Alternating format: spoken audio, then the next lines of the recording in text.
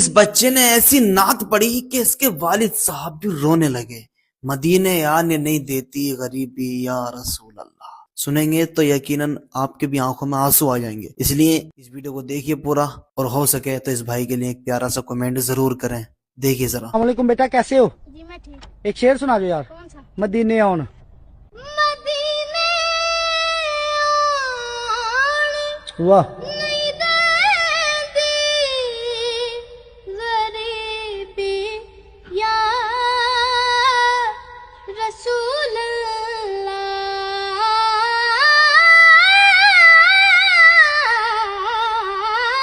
वाह मदीने नहीं देती वाह गरीबी या रसूल अल्लाह। वाह करम कर दो, करम कर दो वाह खुदा या रसूल